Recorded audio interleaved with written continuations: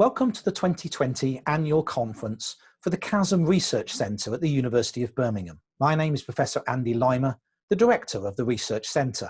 Our conference this year has a theme of personal financial well-being, risk and reward in a contemporary society. And we aim to be looking at where research should be going over the next few years to help us improve all aspects of personal financial well-being. Our second speaker at today's conference is the Right Reverend David Urquhart. David is the Lord Bishop of Birmingham, a role that he has held since 2006. He's also convener of the Lord's Spiritual in the House of Lords, a role that he's held for the last 5 years. Outside of the Church of England, David is also very involved in a wide variety of different functions, addressing the sorts of things that we're interested in today's conference. For example, he's a non-practitioner member of the Banking Standards Board, a body that's looking at the development of integrity standards for the banking industry after the financial crisis. With that experience, we've asked him to talk today about the topic of valuing contributions in our contemporary society, addressing both the moral and economic perspectives that are associated with that topic. In a moment, David will deliver a talk to us that will last for about 15 minutes, and then we'll break into a short interview session where we dig a little deeper into some of those topics that he will present to us.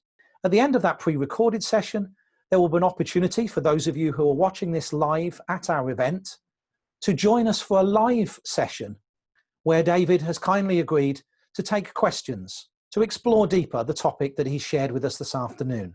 If you don't already have access to that session, please just drop us an email while you're listening to the recording and we'll happily send you an invite to join us in that session. Please just email Helen Harris at h.m.a.harris@birmingham.ac.uk and she will happily send you an invite.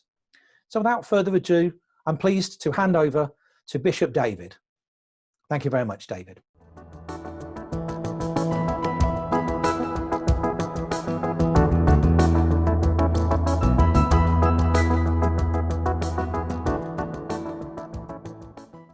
Congratulations to CHASM, our University of Birmingham Centre for Household Savings and Assets Management, on your 10th anniversary. Thank you for having me join this virtual conference, for which I've been asked to offer some reflections for discussion on the moral view of the theme, financial well-being, risk and reward in contemporary society. I'll start with an overview so we can check, if we wish, our moral compass, and then highlight two of many key issues that households are facing in the UK that are even more difficult to navigate in the current COVID-19 crisis. Moral actions emerge from the values by which we live, of which a few dominant ones will characterize us and influence our choices.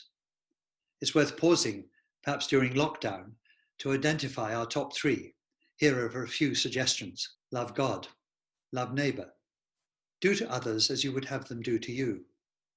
Kindness, fairness, do no harm, family, truth-telling, compassion, competition, generosity. These kinds of values, closely connected with virtues, have varied, deep, and often hidden roots. As Tom Holland reminded us in his recent book Dominion, the UK and other countries, legal systems, governing principles, and social assumptions are rooted in truth found in the 2,000-year-old Christian faith. Our own moral decision-making is fed variously by religious faith, philosophical theory, family upbringing, political creed, life-changing encounter, and experience. One of the dilemmas I suggest in our contemporary instability is highlighted by Robert Skidelsky, who says the main driver of moral change in 20th century Britain was the decline of religion. My own source, after considerable search around the world, is indeed religious and Christian. But my point today is not to promote Christianity or other faiths exclusively, but to ask ourselves, what are our moral roots? Are they strengthening our effectiveness and fulfillment? Mark Carney, former governor of the Bank of England, said at Davos in 2020, integrity cannot be legislated, and it certainly cannot be bought. Only a perspective which takes into account the wider implication of actions can guide proper behaviour. This is an example of a growing realisation of the wholeness and interconnectedness of people and planet, and of the understanding that rights and responsibilities run together. Our moral maturity comes into play especially when we're faced with discernment between right and wrong and good and evil. I believe that this is helped by continuing nurturing of personal and corporate values while attempting honest, vulnerable adventure into what the vast majority of people want: to do the right thing and to promote the good, to oppose wrongdoing and eradicate evil. Christians, for example, do not underestimate the risk of these ambitious ideals. St. Paul wrote of the dilemma, "For I do not do the good I want, but the evil I do not want is what I do." And he was courageous enough to look to Lord Jesus for help, for what we know as humans we cannot achieve in our own strength or alone. If this seems too high-flown, then UK household aims might be simplified into having enough to live on and getting on with other people. A sign of popular demand for these is the #LoveYourNeighbour campaign during the continuing Brexit divisions, or more recently, Black Lives Matter in the even more serious racism issues. It may surprise you that a person of faith, in my case living as a very public Christian, would put sound money near the top of their spiritual and moral priorities. My motivation, in one of the richest countries in the world that has more than enough money in all its forms, is that each person should be able to live with sufficiency and dignity. Yet it is clear in our human weakness that the use and abuse of money reveals it as a means of both life-giving and destructive power. Adam Smith, you will remember, whom we now know as the apostle of the market economy, was a moral philosopher. How far detached from his roots we have come can be heard in the 1984 film Wall Street's triumphant claim of Gordon Gekko, "Greed is good," forgetting Smith's prophetic warning of 1739. This greed, or avidity as he called it, alone is directly destructive of society. This reminds us of the pressures of the moral culture in which we live, and under what kind of capitalism the poor and planet are disadvantaged. Rabbi Jonathan Sachs has prophetic insights, if you want to follow them up, in his book, The Home We Build Together. Lord Jesus encouraged wealth development and fruitfulness. His judgment was on corruption, refusal to invest, and on the selfish use of surplus. St. Paul again said, not that money is evil, but that the love of money is the root of all kinds of evils. So, in the title of our conference today, the risk is when we are prevented by lack of money from using all the creative talents a person has to support him or herself. The reward, of course, is in peace of mind and satisfaction in having enough money to live on and to share with others. Many individuals and organizations are making huge strides in improving people's access to and management of money. The Parliamentary Ad Hoc Select Committee on Financial Exclusion, advised by CHASM, reported on the acute struggle of millions in the UK just to get by, the appalling figure of 17 million people who have less than £100 spare to spend at any one time, even in emergencies. Or the University of Birmingham's wealth distribution policy paper, also staffed by CHASM, which revealed a huge barrier over which those with no wealth had to struggle to begin to be self-supporting. Church of England itself, led by Archbishop Justin Welby, has also taken action on developing credit unions and housing impact investment.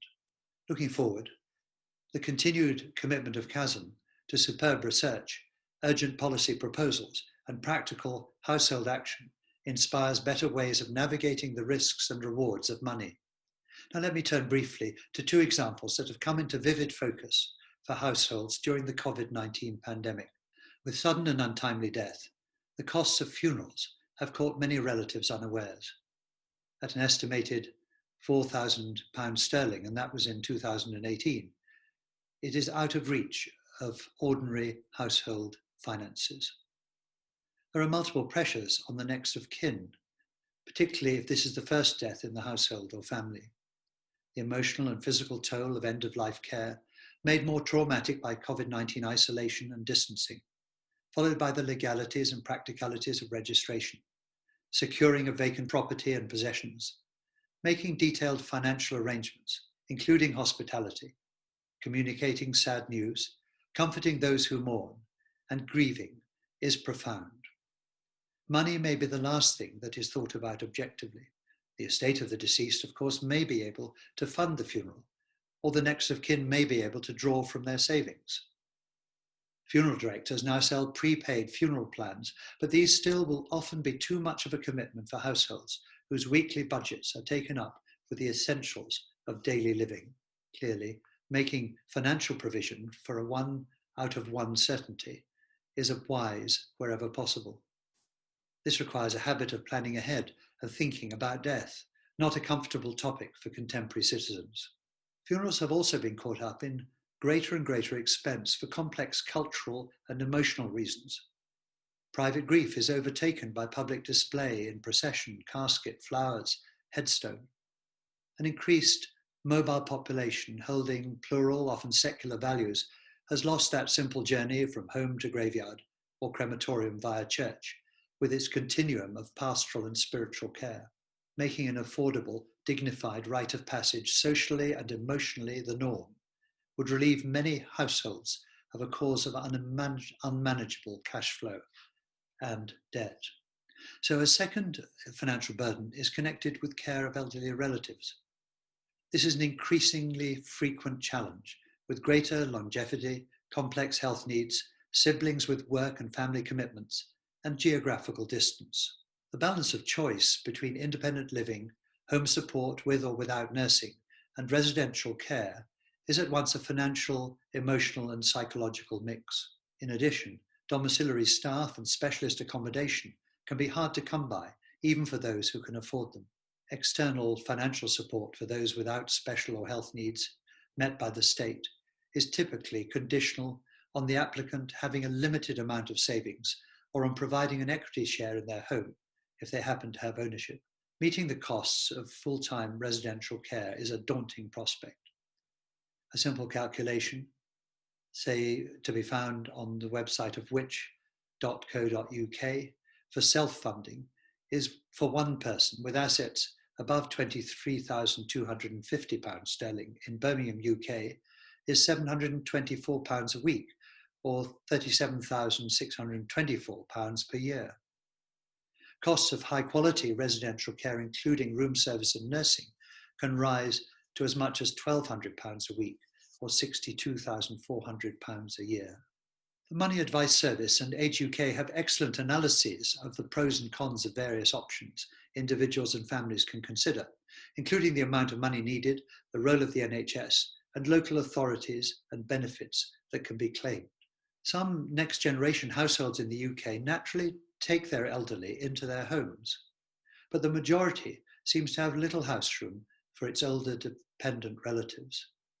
Most also struggle with allocating time, including overcoming the barriers of travel.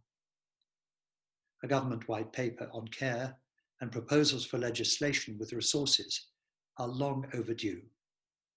Meanwhile, society, families, and policymakers need to face up to a fundamental reconsideration of care for the elderly.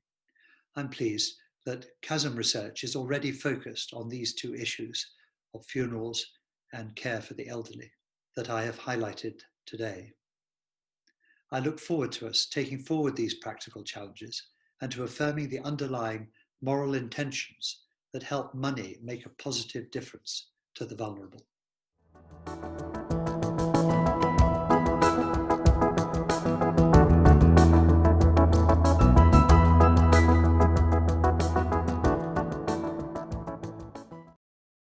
Bishop David, thank you very much for that presentation.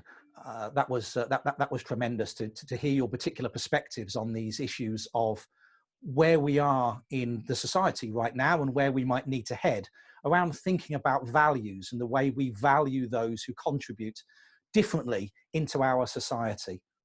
I want to just, if it's okay, before we drop into a live session with those that are listening to us, just to ask you a couple of questions, if I may, that just digs a little deeper into the presentation that you've just given us. Firstly, just to pick up on that question of moral value. Obviously, we have been standing on our street corners on Thursdays, recognizing in a very visible way the value that groups of our society, who are often quite lowly paid, have been contributing in this time. How do you think we ought to recognize, or do you think we ought to recognize in more than just that visible way, perhaps some sort of financial reward or financial change to recognize the kind of risk that those individuals have clearly been bearing for us, and frankly have been bearing for us for years? It's just become obviously more visible through this particular pandemic crisis. How do you think we should transition our society to reflect that differently? Thanks, Andy, and thanks for this continuing conversation on a vital topic with CHASM. I think that the current crisis and other issues that are around in terms of risk and reward are made into sharp focus when we have the particular institution that people focus on, which is the National Health Service in the UK, and then all the other caring provision that is done that's not so visible. Care homes have come into focus, very much so. But then there are also the things that happen in people's homes, where people who are supporting those households come and go from other institutions or voluntary organizations. But since the crisis began, it's been perfectly obvious that this is the delivery of care by people with very good skills, which they've done a lot to prepare themselves for in their training, whether it's in nursing or medicine, whether, of course, in the wider key workers scheme, the police and the fire services, the ambulance drivers, paramedics, and people who are looking after the elderly. All these people have developed their human skills, and they have entered into the workplace, and for which they get a financial reward, a job reward, certain amount of security in some cases.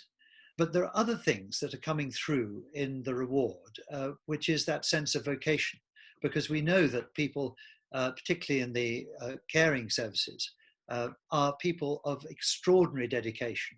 And when you hear them talk about they're just doing their job, or the sense of satisfaction they get from looking after other people, you can see that it's not just a simple bottom line cash transaction, although that is fundamental, obviously, because the skills we have enable us to support ourselves, support our households, and also engage in the economy. So this is very, very important, because the range of rewards, which are, if we just like to stick to financial, are very wide in our current economy.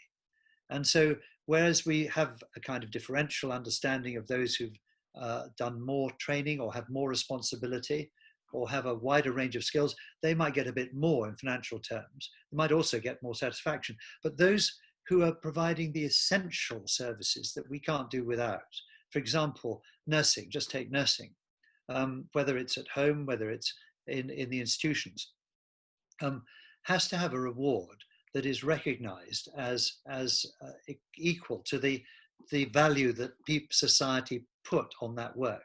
And I think we've got a lot of thinking to do about that. We've got an enormous amount of thinking to do, because in terms of providing a financial reward, of course, the money has to come from somewhere. And so in terms of the NHS, it's provided in this country largely by taxpayers' money. And so those of us who pay tax and national insurance are seeing that cycle through into something that we value very highly. And so the question of personal wealth being applied to these services, some people are prepared to use some of their surplus to recruit or to employ those sort of services. That's another area that shows value. But underlying this, I think, is a review of what we spend our money on and what we actually are able to get in terms of supply of of services and goods for that money. So this is a much bigger question, I think, than just, as you say, clapping hands for people we appreciate.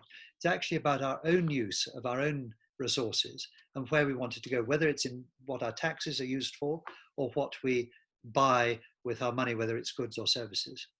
And I think this is underlying our own relative prosperity in the country over the last 20 or 30 years. So many people have had quite a lot of comfort, quite a lot of support and in a sense their own extras, but many have not, and there are many that are excluded from the ordinary economic life of the country.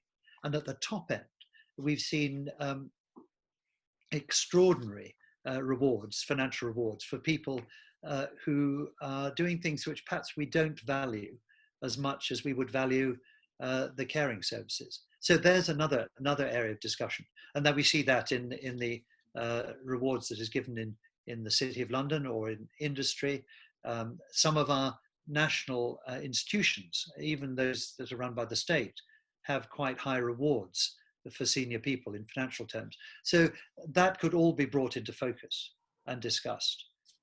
It's a very big topic, and I think if we take this opportunity to face up to our own spend and also the way we value other people's services, we might draw together in a more equal society, which I think would be helpful in terms of financial reward, but also a society which has a big think about what's really important.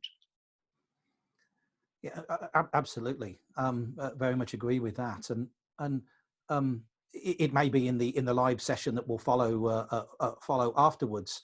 Those that are engaging with that might like to talk with you and between the group about practical ways in which we could begin to achieve some of those things that you're implying. But I know you sit on the Banking Standards Commission. So there's a particular debate that's been going on after the financial crisis of 10 years or so ago, looking at the banking sector and rewards in the banking sector. Are there any things that you might want to highlight out of that particular sector that are lessons that we ought to be thinking about how we apply more generally as we come out of COVID and think differently about some of the things that you've just been talking about valuing people more effectively financially at the lower end of income? Yes, thank you for taking us to that broader picture, because that was a disaster for the world economy, and particularly a disaster, the banking crash, for the ordinary person, the ordinary saver, the businesses, and the ordinary employee in institutions which just collapsed, like Lehman Brothers, for example. So the Banking Standards Board, which was a recommendation from the Parliamentary Commission on Banking, made into a report by Richard Lambert, the former editor of the FT, was an offer to the banks and the industry to look at itself much more closely. In other words, to put a mirror up to it, not just in terms of regulation, because that's all done through statute, but actually in terms of to change strategy or change direction, we need a change in culture. Famously, culture eats strategy for breakfast.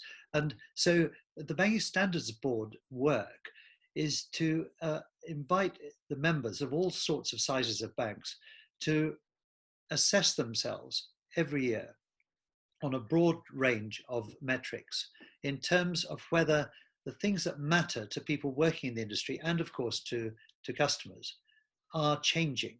So honesty, resilience, the transparency. We have if you like, a menu of things against which we can measure real culture change in the institution. Now that may sound quite soft, which it is, but on the other hand, it's long term, because the things we've just been talking about in terms of how we value nurses or doctors against senior civil servants or bankers is in our own minds part of the culture we collude with, how much money we keep, how much money we spend, how much money we can get.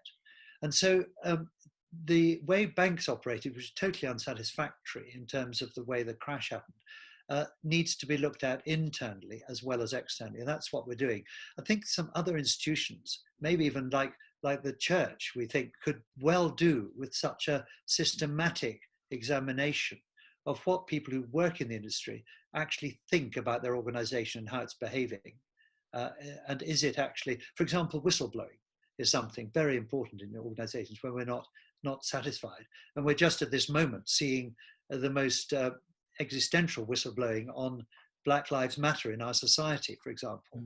And so this can be relayed in practice to an institution like a bank. If you're not happy, if you're not satisfied, if you think things are being done in a corrupt or unsatisfactory way, do you have recourse to making that known without being sidelined or punished? And so culture change is what we're trying to do in the Bank Standards Board. Of course, in terms of risk and reward, one of the things that made people very angry in the banking crash was the sense of lack of cost to those who were in charge or operating. Notoriously, Bob Geldof said it wasn't too big to fail, but too big to jail. And so the question of who's responsible and how you bear that responsibility when things go wrong is another part of our culture. So it's not just simply a question of them and us or blame. It's a question of taking the responsibility and being accountable for it. And I think there's an underlying sense of fairness and justice that most people have in terms of risk and reward. And people who are taking responsibility for their own money, entrepreneurs who may be very, very wealthy and risk things and do things, are better understood than people who are taking risks with other people's money. And so if you're head of an institution which is receiving savings and investing them and spending them, and it goes wrong, but you keep your own salary when lots of other people have lost, that seems to be less fair than if you're using your own money as say a Richard Branson or someone.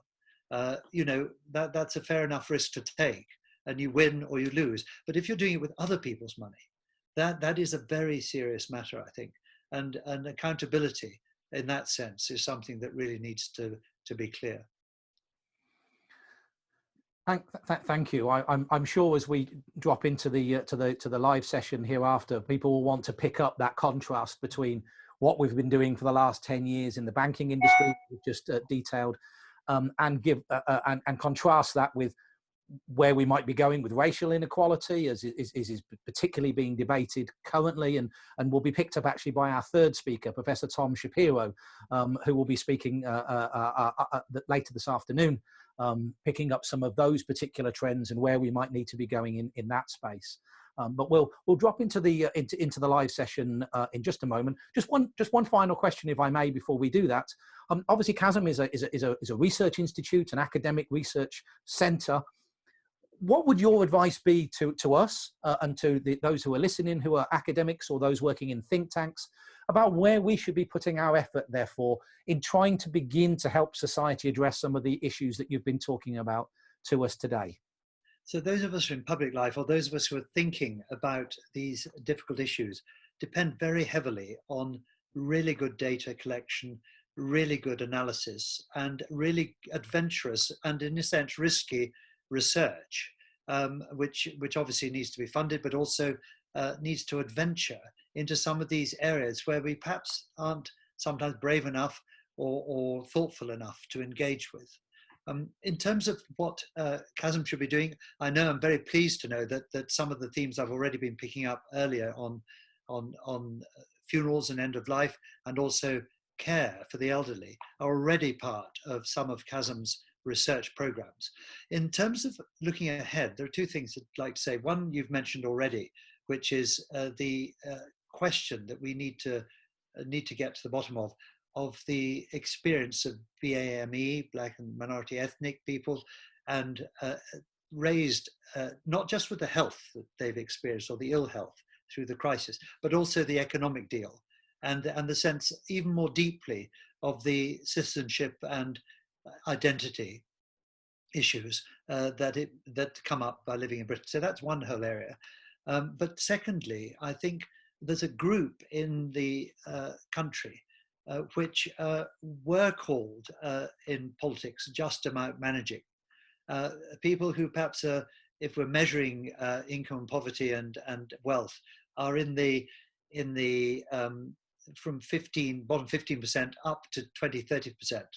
People who can't really get to starting to gather wealth. People who fall into poverty premium traps because of the lack of ready cash. People who are trying to build up their households and even in employment, who have children who are measured in poverty. I think really that will be a very important sector to look at carefully in the future of the UK, future of this country, in terms of whether the huge wealth that's in the country is being shared properly and being accessed properly to enable everyone to aspire to supporting themselves and their households, and to having a little bit surplus to have a creative sense of participation in culture and rewards from the labour of their work. So there's just a couple of things to suggest, Andy. I know you've got lots of ideas, and I'm sure lots of ideas will come up during our further discussions in the hours and weeks and months ahead. Absolutely, that's tremendous. And sadly, we're not short, as you say, of things that we could and should be looking at in this whole area of personal financial well-being that CHASM focuses on over the next few years. But let me take this opportunity to thank you for speaking to us today, for being willing to give us time in advance for recording this, and also as we now drop into the live session, for being willing to be there present for a live discussion on some of these issues. Those of you who have registered for the conference will already have had the Zoom invite to be able to drop into that session. That will start in about 5 minutes or so after the end of this recording being presented. For those of you listening to this afterwards, there will be a facility available to supply your comments as part of the display of this presentation on YouTube. And I would encourage you to please put your comments there. We will make sure they get gathered together and shared with David for him to respond if that's appropriate, but also for us to be able to see that wider conversation about these issues as we extend the conversation beyond the conference today. So on behalf of everybody who's been listening, David, thank you very much for your generous time today. And we look forward now to moving into that live Zoom session in 5 minutes from now. Thank you very much.